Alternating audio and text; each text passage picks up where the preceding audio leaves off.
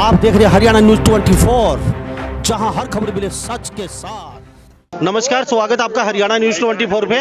मैं हूं मुन्ना लांबा, मेरे सहयोगी प्रिंस लांबा के साथ हम मौजूद हैं टेकरी बॉर्डर पे।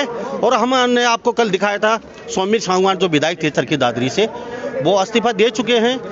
कल उन्होंने चेयरमैनी से इस्तीफा दिया था और कई लोगों का विचार था, कमेंट थे कि ये झूठ बोल रहे हैं, बगावत करेंगे, खट्टर की मिली भगत है, कई तरह की बातें आई थी। इन्होंने विधायक पद से इस्तीफा नहीं दिया है, इन्होंने साथ नहीं छोड़ा है बीजेपी का। तो हमारे साथ सौमीर सांगवान इनसे जानते हैं, आज बिल्कुल इस्तीफा दे चुके हैं ये, लिख के बाकायदा लेटर पैड पे साइन करके, और तत्काल इनको मंजूर किया जाए, इन्होंने बाकायदा लिखा भी है। और मेरे साथ सौमीर सांगवान वास्तव में ही एक किसानों के साथ आज मौजूद खड़े हैं। ये देख लीजिए, पहले हम दिखाना चाहेंगे टेकरी बॉर्डर का दृश्य। यहाँ पे चारों तरफ किसान मौजूद हैं और यहाँ पे किस तरीके से किसान एकता जिंदाबाद के नारे भी लगा रहे हैं। सौमीर जी क्या कहेंगे? कल आपने इस्तीफा दिया चेयरमैन पद से, आज दे दिया, आपने अपना समर्थन वापस से ले लिया, तो किस्तों में क्यों? मतलब कल आपने क्यों नहीं किया? ऐसा है, हमारे खापों का एक सिस्टम था। हम रोहतक के अंदर इकट्ठे हुए, खापों ने फैसला करा कि हम सब भाई किसानों की मदद करेंगे। ठीक है, मैं एक खाप का मुखिया होने के नाते मेरा भी कर्तव्य था, इसलिए कल आपके आगे आपने देखा, आप अपने इलाके में जाके अपने खापों में पंचायत करें, भाइयों को लेके चलें। हमने कल पंचायत करी, पूरा समर्थन लिया सांगवान खाप का, उस पूरी खाप को लेकर आज भाइयों के बीच में आया हूँ।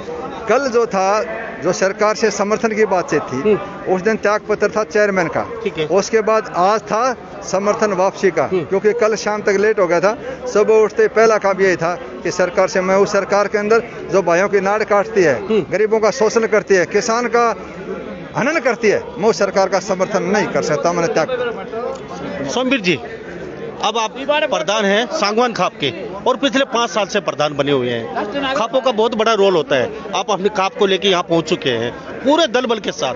पूरा हरियाणा पंजाब देख रहा है अभी आपको, निर्दलीय विधायक आपके साथ। अब क्या संभावना है शाम तक कुछ और भी यहाँ विधायक आने वाले हैं इस्तीफा देके, या फिर आप अकेले बलराज कुंडू के साथ बैठेंगे यहाँ पे?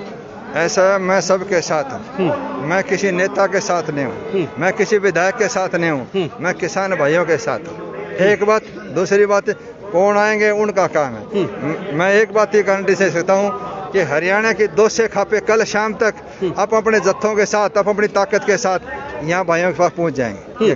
थैंक यू साहब, हमारे साथ बातचीत के लिए। सौमीर सांगवान ने क्लियर कर दिया है, डंके की चोट पे बीजेपी के कहीं ना कहीं मुश्किलें बढ़ चुकी हैं हरियाणा प्रदेश में। सौमीर सांगवान ने पहले शुरुआत की है इस्तीफा देके, अब कहीं ना कहीं बगावती सुर देखे जा सकते हैं बीजेपी सरकार में। नीचे अब अटकलें लगाई जा रही हैं, शाम तक 5-6 विधायक इस्तीफा देके यहाँ पे बैठ सकते हैं। बहुत बड़ी खबर है। सौमीर सांगवान से कल मैंने बातचीत की थी, वो मैंने दिखाया था। सौमीर सांगवान ने इस्तीफा दिया था चेयरमैन पद से, आज अपना समर्थन वापस ले लिया है और टिकरी बॉर्डर पे मौजूद है किसानों के साथ।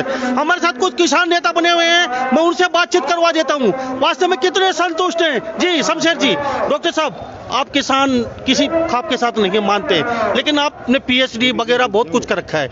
मैं आपसे जानना चाहूंगा, आप बहुत सटीक बोलते हैं, नपी तुली आवाज़ों बात करते हैं, आपको अब क्या लग रहा है? सौमीर सांगवान आ चुके हैं, आप क्या कहेंगे इनको लेके? अब पूरे मतलब किस्तों में इन्होंने धीरे धीरे अपना सब कुछ बीजेपी से कनेक्शन खत्म कर लिया, धीरे धीरे किया, अब क्या लग रहा है? देर आए दुरुस्त आए। हमारे हरियाणा में कहावत है, सवेरे का भूला भटका शाम को आ जाए तो भी उसकी वापसी ले लेनी चाहिए। लेकिन जैसे यहाँ कोई यशपाल मलिक दूसरा नहीं बनने दिया जाएगा। ये कोई भी राजनेता अगर इस तरह इस्तीफा दे के आता है भाजपा से समर्थन, परमेंद्र ढूल ने दिया, वो किसानों की ताकत थी। आज ये खाप के दबाव के कारण और जो समाज की ताकत और आंदोलन की ताकत, राजनीति की ताकत पे भारी पड़ती है, ये इसका एग्जाम्पल है। और लेकिन जब भी किसान की सरकार से किसी फ्रंट पे बातचीत होगी, हम किसी पद छोड़े हुए इस तरह के राजनेता को मध्यस्थता में लेंगे, लेकिन स्वागत जरूर करेंगे। भले ही विधानसभा में किसान बिलों के खिलाफ बोले हों, लेकिन जिस तरह से सांगवान खाप और सरव खाप की जिस तरह से पंचायतें हुई, तो ये एक धर्म युद्ध है, किसान के अस्तित्व की लड़ाई है, पेट की लड़ाई है। राजनीति आंदोलन के पीछे चलती है, मीडिया भी पीछे चलता है। तो इनका आज किसानों ने जिस तरह से इनको यहाँ स्वागत किया इसके फैसले का, और ये सत्ता में बैठे हुए उन निर्दलियों के लिए भी संदेश है किसानों का, आप आज अगर भाजपा से गठबंधन तोड़ के आओगे, जिस खट्टर ने अपने किसानों पे 307 के मुकदमे लगाने जारी रख रखे हैं, रात को उठा के गिरफ्तारी की, सड़कें उखाड़ी, हर एक वो जुल्म किया उन्होंने जो किसान के साथ अंग्रेजों ने भी नहीं किया। तो इस समय पे जो किसान के साथ खड़ा होगा, किसान उसको दोगुनी वोटों से जिता के उसकी विधानसभा से भेजेगा। अगर आज भी सत्ता की मलाई जैसे दुष्यंत का घेरा हुआ था, ये समझदार नेता निकला जिन्होंने ग्राउंड रियलिटी को पहचाना और अपने भाईचारे को एक सर्वोपरिता दी। लेकिन फ्रंट लाइन में किसान और सत्ता और सरकार की लड़ाई रहेगी, जिसमें बिचौलिया के किसी भी हिडन एजेंडे की कोई गुंजाइश नहीं है। यानी कि सरकार के जो नेता आ रहे हैं आपके पास, उनका स्वागत पूरे जोर शोर के साथ, लेकिन मध्यस्थता वो हमारे बीच से निकले हैं। लेकिन मध्यस्थता नहीं रहेगी, मध्यस्थता नहीं रहेगी, मध्यस्थता नहीं रहेगी। क्यों जी, क्या कहना है? किसान विरोधी जो कानून बनाए हैं तीनों, उनको जब तक वापस सरकार नहीं लेगी, किसान यहाँ से हिलने वाला नहीं है। मोदी जी किसान को पागल समझते हैं, किसान उतना पागल है नहीं, 24 घंटे का मजदूर है। इसकी कोई गारंटी अब तक ये नहीं है कि इसकी आमदनी या कोई मजदूरी कितनी है, कोई तय नहीं की है। एक MSP थी, उसकी कम से कम उसकी गारंटी तो मिले। गारंटी, चलो ठीक है जी, गारंटी 3 तारीख तक का समय दे रखा है सरकार का। भविष्य जी, आप प्रधान है, क्या कहेंगे? 1 मिनट जी। हमारा कहना यही है कि जो हमने 2 ये सालों से लड़ाई लड़ रहे हैं, जो किसान वर्ग को उठाने का हमने संकल्प लिया था, हम इसको ना टूटने देंगे ना झुकने देंगे।